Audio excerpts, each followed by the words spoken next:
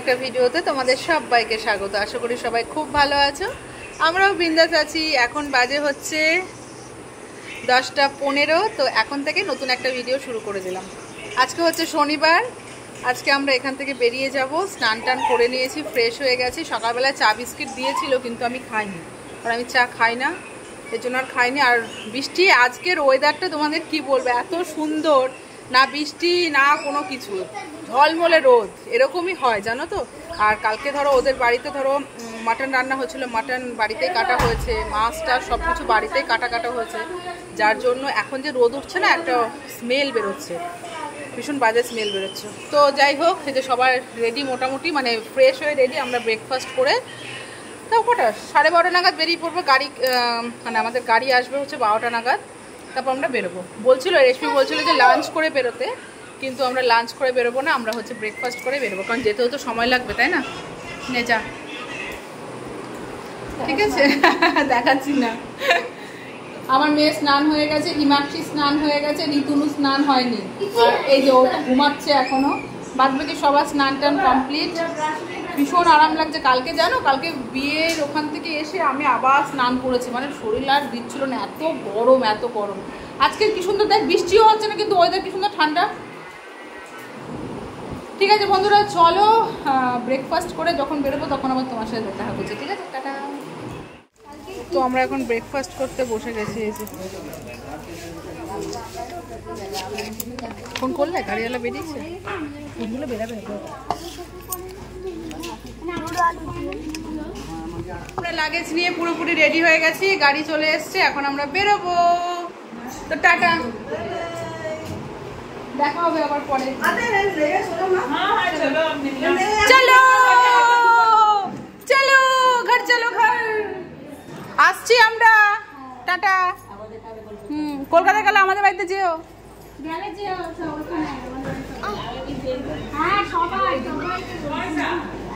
Tata.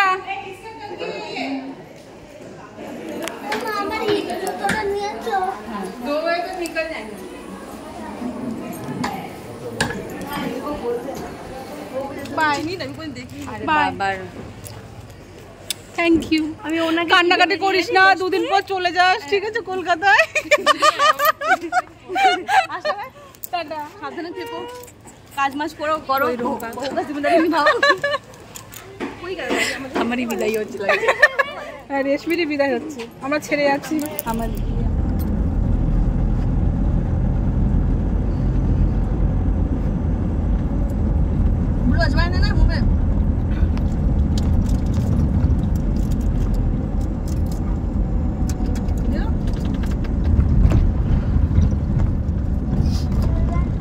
আমরা তো বেরিয়ে পড়েছি অনেকক্ষণ আগে। আমরা এখন মনে হয় চাকদা, না দাদা, চাকদার কাছাকাছি, চাকদাতেই। তো এখানে মুষলধারায় বৃষ্টি শুরু হলো। আসার দিনও যখন বেরোবো তার আগে বৃষ্টি হয়েছে, এখনো বৃষ্টি শুরু হলো। তো সবাই ঠিক আছে তো? আপাতত সবাই ঠিক। তো আমি রোদ থেকে সানগ্লাস পরেছিলাম, এখন বৃষ্টি হচ্ছে, খুলবো না, ব্যাগে যায়, এখন আর খুলতে পারছি না।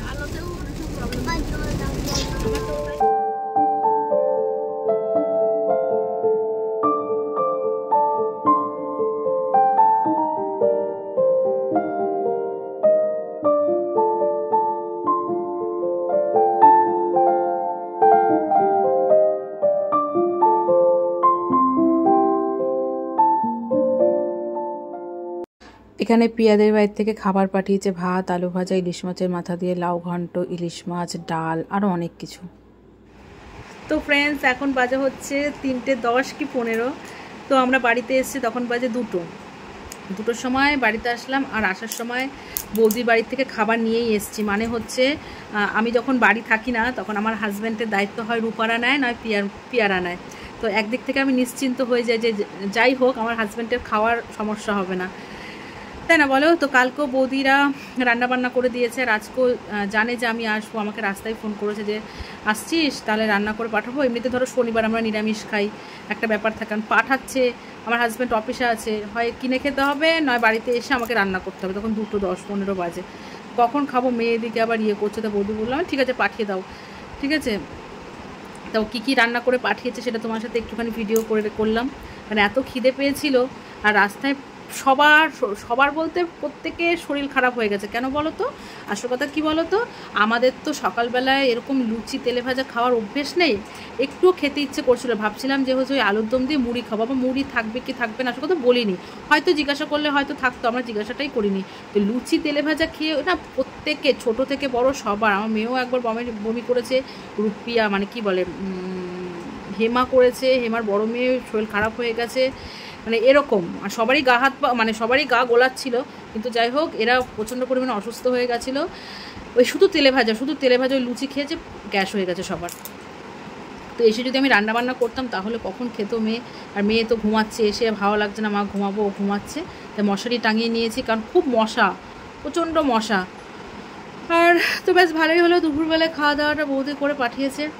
তা বেশ ভালো লাগে না বলো, যে কেউ কোথাও থেকে আসার পর যখন রান্না করা খাবার পায় না, তখন যে কী ভালো লাগে, যেন মনে হয় দুনিয়ার সব থেকে সুখ হচ্ছে এটার মধ্যে, যে রান্না করা খাবার পাচ্ছি। তো রূপাও আমাকে ধরো রান্না করে এনে দেয়, পিয়া এখন তো পিয়ারাও আবার করে দিচ্ছে, আমার খুব ভালো লাগছে। Thank you.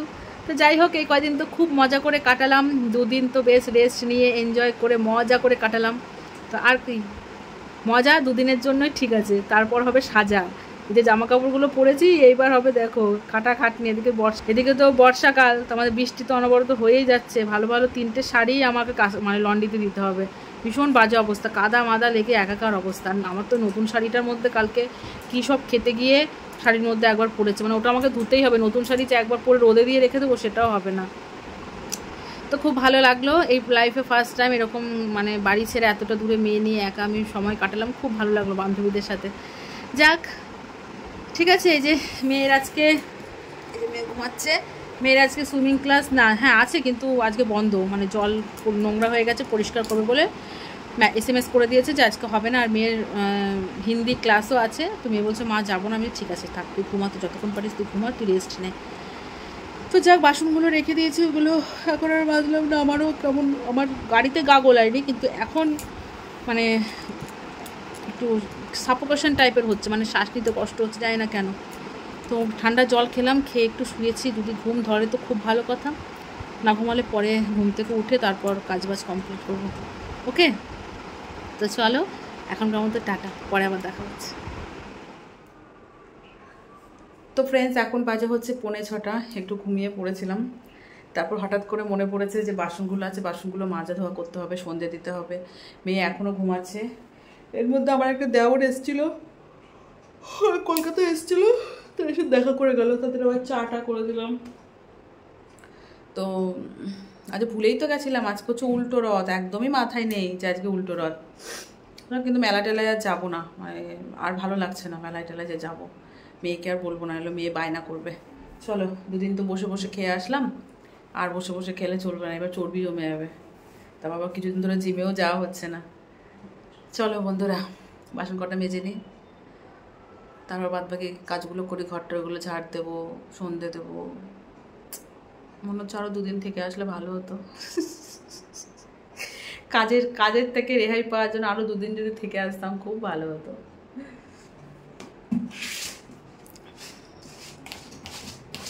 কতদিন পর বিস্কিট খাচ্ছি, জিমে যাওয়ার পর থেকে। বিস্কিট এমনিতেই আমি খাই না, তার মধ্যে জিমে যাওয়ার পর থেকে তো একদমই খাওয়া ছেড়ে দিয়েছি।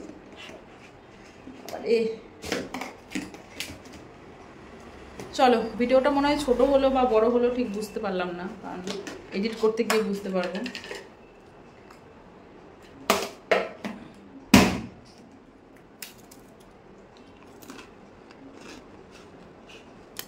টাটা, দেখা হচ্ছে নেক্সট ভিডিওতে, কেমন? Bye bye.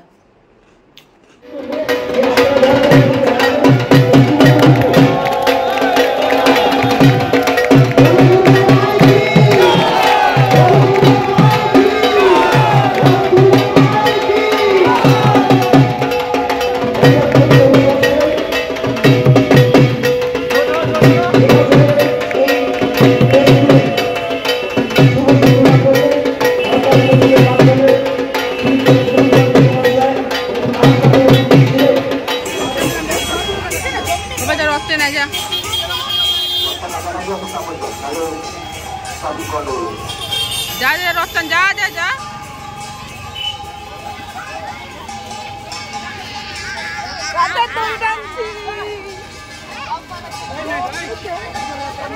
चल चल चल बाबा चल